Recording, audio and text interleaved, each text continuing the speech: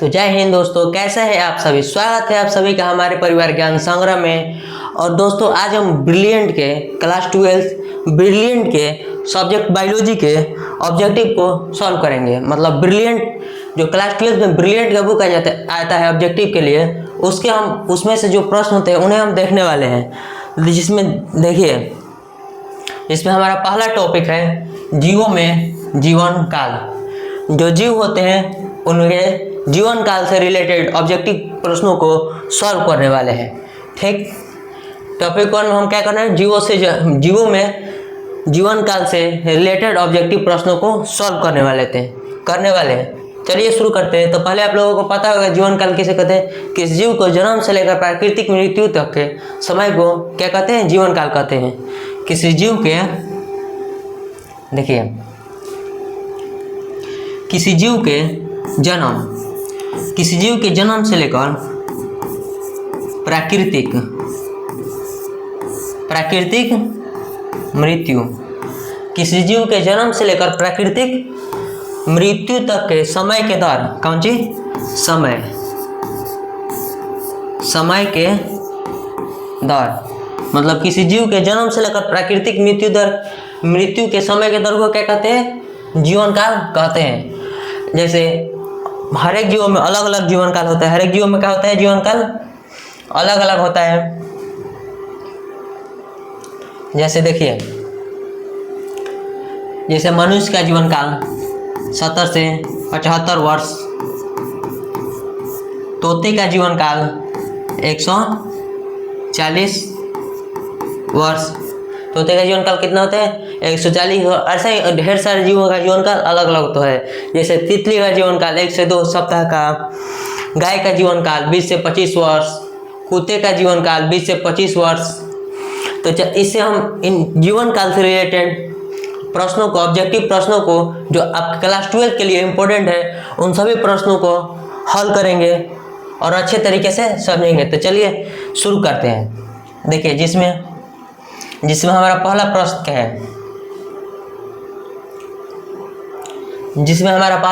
है, हवेल का जीवन काल, हवेल का सबसे अधिकतम उम्र क्या है। वहेल जो होती है हवेल, उसका अधिकतम उम्र क्या है। तो यहाँ पर दोस्तों वहेल तो ऐसे आप लोगों के क्लास में नहीं पूछता है, वो होगा यहाँ पर तोते। तो तोता का जीवन काल यहाँ पर क्या हो जाएगा। तो ऐसे वहेल का जीवन काल होता है 90 वर्ष के आसपास होता है। देखिए, जिसमें हमारे 90 वर्ष के आसपास होता है। देखिए, जिसमें तोते का सबसे अधिकतम उम्र क्या होता है, 140 वर्ष।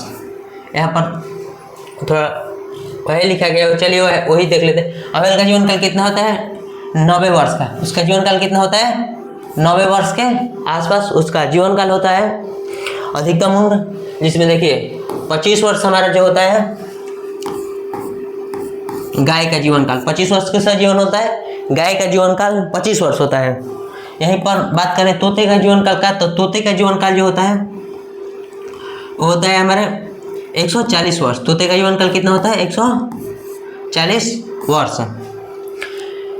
ऐसे ही बहुत सारे जीवों का जीवन काल अलग अलग होता है।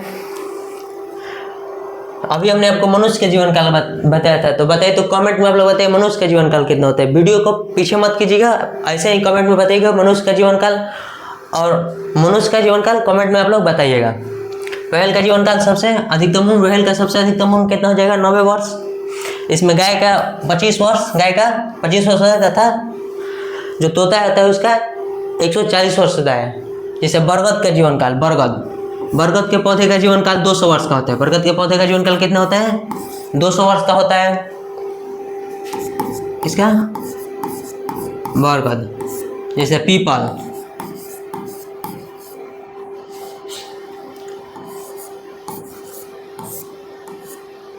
पीपल के पौधे कितना होते हैं, 1500 वर्ष। 1500 वर्ष पीपल के पौधे का जीवन काल होता है।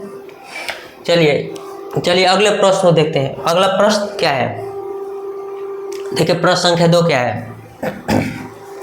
देखिए प्रश्न संख्या 2, जन्म से लेकर प्राकृतिक मृत्यु के बीच की अवस्था को कहते हैं।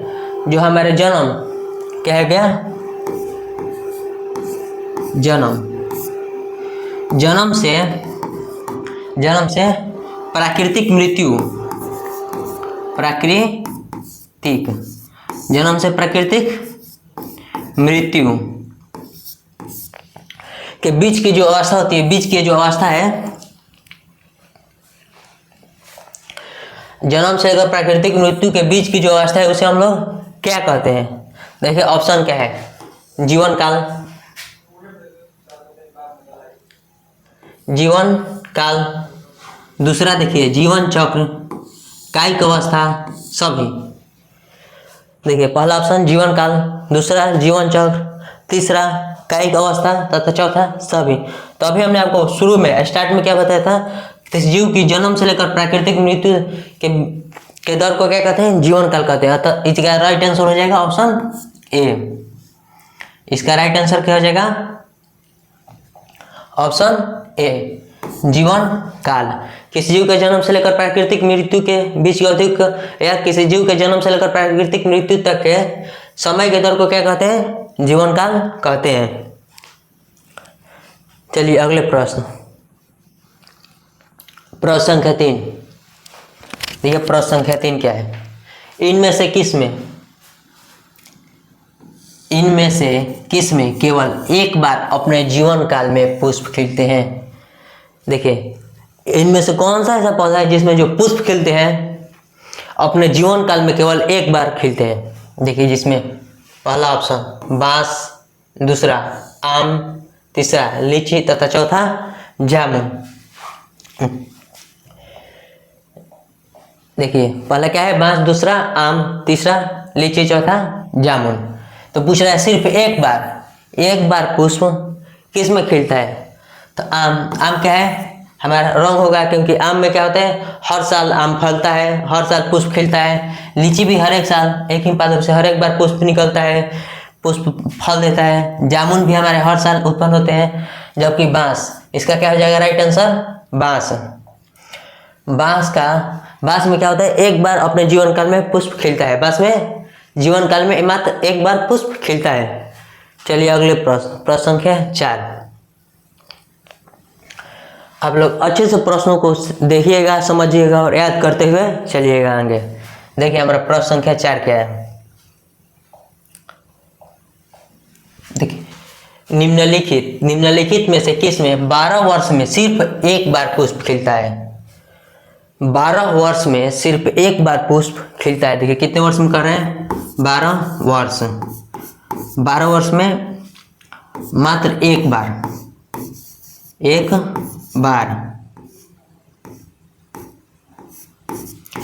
क्या होता है? पुष्प खिलता है। 12 वर्ष में कितने बार? एक बार पुष्प खिलता है। देखिए पहला ऑप्शन सूर्यकुंडी, दूसरा पीपल, सी नीला कुरिंजी, चौथा नीम। इनमें से किस में 12 वर्ष में सिर्फ एक बार पुष्प खिलते हैं? इसका राइट आंसर हो जाएगा नीला कुरंजी। नीला कुरंजी में क्या होता है? सिर्फ 12 वर्ष में। कितने वर्ष में? 12 वर्ष में। 12 वर्ष में सिर्फ एक बार पुष्प खिलता है। तो किसमें? नीला कुरंजी। अतः इसका राइट आंसर क्या हो जाएगा? Option C. अगले प्रश्न की ओर चलिए अगले प्रश्न पर चलते हैं। देखिए अगला प्रश्न क्या, प्रश्न संख्या 5। देखिए प्रश्न संख्या 5 क्या है, एक लिंगता की स्थिति को व्यक्त करने के लिए किस शब्द का प्रयोग होता है? एक लिंगता की स्थिति को व्यक्त करने के लिए किस शब्द का प्रयोग होता है? देखिए ऑप्शन देखिए आप लोग, समलिंगी, उभयलिंगी, एकलिंगी या विपरीत युग्मक। इनमें से किसका उपयोग एक लिंगता की स्थिति को व्यक्त करने के लिए होता है? इसका हो जाएगा एकलिंगता। देख समझे, एकलिंगता मतलब कि जैसे पपीता, ये क्या होता है? इसमें केवल ये एक लिंगी होता है, एक लिंगी।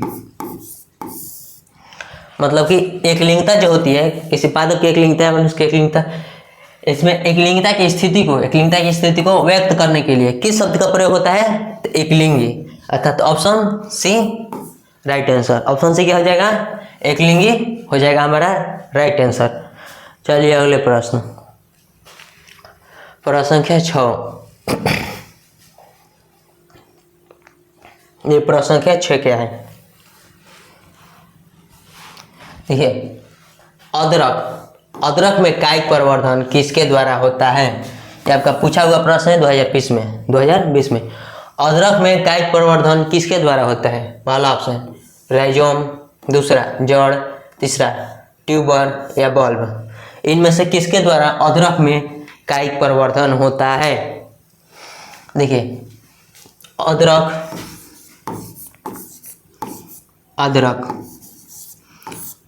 या हल्दी में जो होता है हमारा राइजोम, किसके द्वारा? राइजोम द्वारा कायिक प्रवर्धन होता है। इसे प्रकंद भी बोलते हैं। इसे क्या बोलते हैं? प्रकंद। इसे प्रकंद भी कहते हैं। अर्थात क्या हो जाएगा हमारा ऑप्शन ए राइजोम। बल्ब द्वारा जो होता है प्याज में या लहसुन में, बल्ब द्वारा प्याज या लहसुन में। जड़ द्वारा हमारा हो जाएगा सरकंद में, जड़ द्वारा कायिक प्रवर्धन होता है। देखिए, कायिक प्रवर्धन किसे कहते हैं? कायिक प्रवर्धन किसे कहते हैं? तो किसी पादप में जड़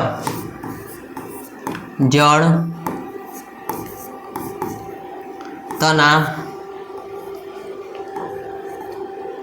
या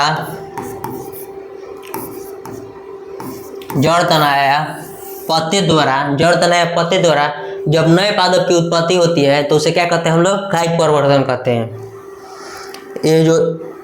ये सब हम आप लोगों को सब्जेक्टिव में अच्छे तरीके से बहुत ही बढ़िया से समझाकर पढ़ा चुके हैं।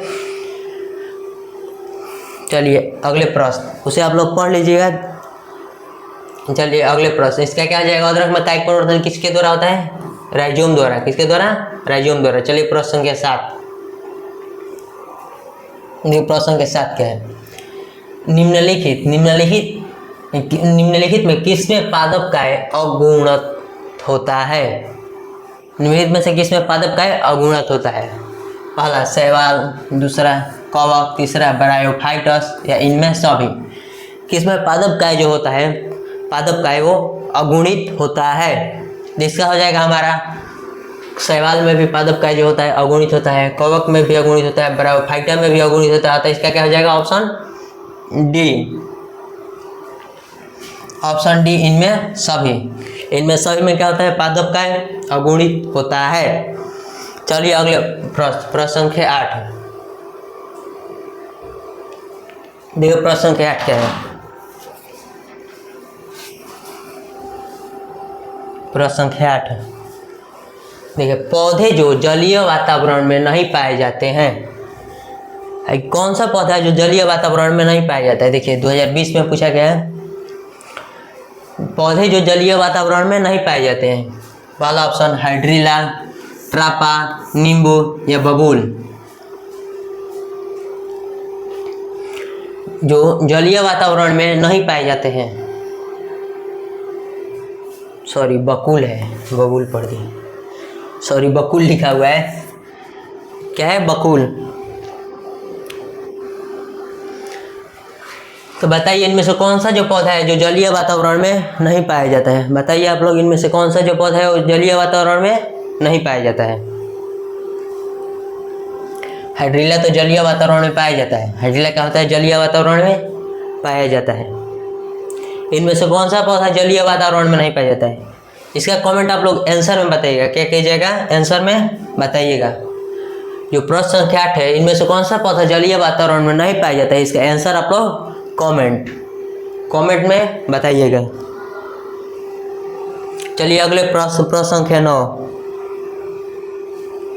एक आप लोग बता दे रहे हैं हाइड्रिला जलीय वातावरण में पाया जाता है। देखिए अगला प्रश्न संख्या 9, निम्नलिखित में ये प्रश्न संख्या 9 क्या है?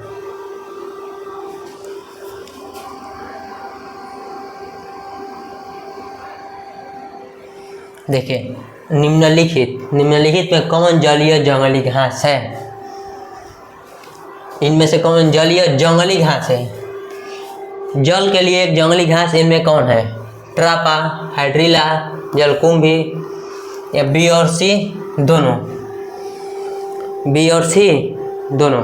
देखिए ऑप्शन ए पहला है ट्रापा, इसे जलीय जंगली घास कहते हैं, नहीं हम लोग इसे जलीय जंगली घास नहीं कहते हैं। दूसरा हाइड्रिला, ये जलीय जंगली घास थोड़ा बहुत होता है। सी देखिए जलकुंभी, ये पूर्णतः जलीय जंगली घास होता है, मतलब कि जो जलकुंभी होता है जल से ऑक्सीजन को ग्रसित कर लेता है, जल से ऑक्सीजन को खींच लेता है। यह भी पूछता है कि इनमें से कौन सा पौधा जल से ऑक्सीजन को खींच लेता है, तो हो जाएगा जलकुंभी। क्या हो जाएगा? जलकुंभी। चलिए ऑप्शन हमारा आंसर हो जाएगा डी, बी और सी दोनों। बी और सी दोनों क्या होते हैं? जलीय जंगली घास होते हैं। हाइड्रिला और जलकुंभी दोनों ही जलीय जंगली घास होते हैं, अतः ऑप्शन डी राइट आंसर हो जाएगा। चलिए अगले प्रश्न संख्या 10। देखिए प्रश्न संख्या 10 क्या है? निम्नलिखित में प्रश्न संख्या 10, द्विखंडन किस में पाया जाता है? द्विखंडन किस में पाया जाता है? पहला ऑप्शन अमीबा, पैरामीशियम, ए और बी दोनों या इनमें से कोई नहीं। किस में द्विखंडन पाया जाता है? ये आपका 2021 में पूछा जा चुका प्रश्न है। देखिए पहला अमीबा जो होता है, अमीबा इसमें द्विखंडन पाया जाता है।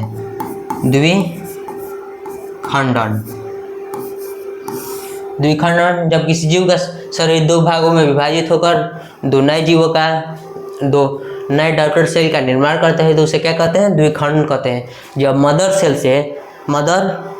से दो नए डॉटर सेल का निर्माण होता है उसे क्या कहते हैं? द्विखंडन कहते हैं। तो इसमें क्या हो जाएगा? अमीबा, दूसरा पैरामीशियम, दोनों में क्या पाया जाता है? दोनों में क्या पाया जाता है? द्विखंडन। दोनों में द्विखंडन पाया जाता है, तो इसका क्या हो जाएगा? Option C. इसका क्या हो जाएगा? ऑप्शन सी हमारा राइट आंसर हो जाएगा। अमीबा और पैरामीशियम दोनों, अर्थात ए और बी दोनों में द्विखंडन पाया जाता है। चलिए अगले प्रश्न संख्या 11। देखिए प्रश्न संख्या 11 क्या है? देखिए कायिक प्रवर्धन में क्या संभव है? जो कायिक प्रवर्धन होता है इसमें क्या संभव है? कायिक प्रवर्धन के बारे में अभी हमने आपको कुछ देर पहले पीछे बता चुके हैं। कायिक प्रवर्धन में हम क्या किए आप लोगों को पीछे बता चुके हैं। देखिए पहला ऑप्शन अलैंगिक जनन, दूसरा लैंगिक जनन, तीसरा दोनों कोई नहीं, और भी दोनों और कोई नहीं। ऑप्शन क्या है? कायिक प्रवर्धन अभी हम लोगों ने क्या बताया? हमने आपको क्या बताया कि कायिक प्रवर्धन में जब जड़, तने या पत्ते द्वारा नए पौधे का निर्माण होता है तो उसे क्या कहते हैं? कायिक प्रवर्धन कहते हैं। यह कृत्रिम रूप से भी हो सकता है, प्राकृतिक रूप से भी हो सकता है। देखिए तो जब जड़ या तने या पत्ते द्वारा कायिक प्रवर्धन होता है तो अलैंगिक जनन होता है। इसमें नर और मादा भाग दो जीव भाग नहीं लेते हैं, तो इसका क्या हो जाएगा? अलैंगिक जनन। इसका क्या हो जाएगा? अलैंगिक जनन। ऑप्शन ए राइट आंसर, अलैंगिक जनन। कायिक प्रवर्धन में क्या संभव है? तो कायिक प्रवर्धन में अलैंगिक जनन संभव है। चलिए अगले प्रश्न संख्या 12। ये प्रश्न संख्या 12 क्या है? पौधे में एपिफिलियस अपस्थानिकी किससे संबंधित है? पौधे में एपिफिलियस अपस्थानिकी किससे संबंधित है? ये आपके 2019 में पूछा गया प्रश्न है। देखिए ऑप्शन ए शैवाल, option B bryophytes, option C कवक या टेरिडोफाइटस। इनमें से किस में एपिफिलियस अपस्थानिकी संबंधित है? इनमें से किससे क्या है? अपस्थानिकी संबंधित है। तो देखिए ब्रायोफाइटा, जो ब्रायोफाइटा है इससे एपिफिलियस क्या है? संबंधित है। तो ऑप्शन बी क्या हो जाएगा? राइट आंसर हो जाएगा ऑप्शन बी ब्रायोफाइटस। चले नेक्स्ट प्रश्न पर। प्रश्न संख्या 13। देखिए प्रश्न संख्या 13 क्या है। मुकुलन द्वारा जनन, मुकुलन द्वारा जनन किस में होता है? ये आपके 2015 में पूछा गया है। मुकुलन द्वारा जनन किस में होता है? पहला ऑप्शन ए ईस्ट, ऑप्शन है ईस्ट। दूसरा पैरामीशियम, तीसरा पेनिसिलियम, या इनमें सभी। मुकुलन द्वारा जनन किस में होता है? पैरामीशियम में क्या होता है? अभी हमने आपको पीछे बताया। पैरामीशियम में द्विखंडन होता है, पेनिसिलियम में बीजाणु द्वारा जनन होता है। तो हमारा बच गया ऑप्शन ए।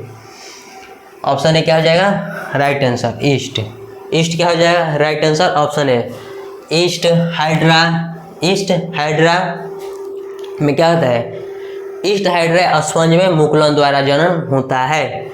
यानी कि मुकुलन में क्या होता है कि किसी जीव के शरीर पर एक छोटी सी गांठ बन जाती है और वह आगे चलकर एक नए जीव का रूप लेती है, जिसे क्या कहते हैं? मुकुलन कहते हैं, जिसे मुकुलन द्वारा अलैंगिक जनन भी कहा जाता है।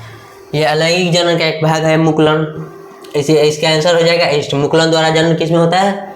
ईस्ट में मुकुलन द्वारा जनन होता है। Option A right answer. चलिए प्रश्न संख्या 14। प्रश्न संख्या 14।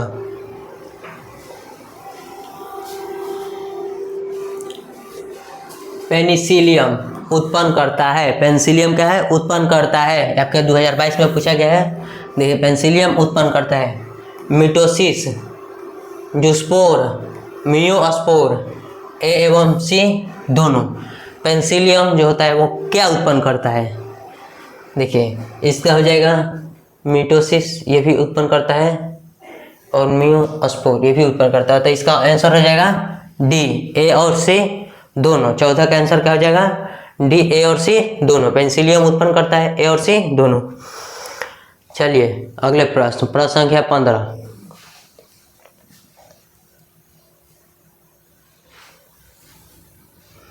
देखिए समपुंकेश, यहाँ पर हो जाएगा युग्म। समयुग्मनज पाए जाते हैं, यहाँ पर युग्मनज होगा। समयुग्मक पाए जाते हैं मटर में, फ्यूकस में, पपीता में, कैलेडोगोनिया। समयुग्मक पाए जाते हैं मटर में, फ्यूकस में, पपीता में, या कैलेडोगोनिया में। किस में समयुग्मक पाए जाते हैं? देखिए इसका कैलेडोगोनिया क्या हो जाएगा? ऑप्शन डी राइट आंसर कैलेडोगोनिया। 15 का डी कैलेडोगोनिया राइट आंसर हो जाएगा। इसमें समयुग्मक पाए जाते हैं। चलिए अगले प्रश्न संख्या 16। देखिए प्रश्न संख्या 16 क्या है। पैरामीशियम में किस प्रकार का द्विखंडन होता है? पैरामीशियम में किस प्रकार का द्विखंडन होता है? सरल द्विखंडन, अनुप्रस्थ द्विखंडन, अनुदैर्घ्य द्विखंडन, या ओब्लिक द्विखंडन। ये आपके 2023 में पूछा गया है। 2023 में पूछा गया प्रश्न है। पैरामीशियम में किस प्रकार का द्विखंडन होता है?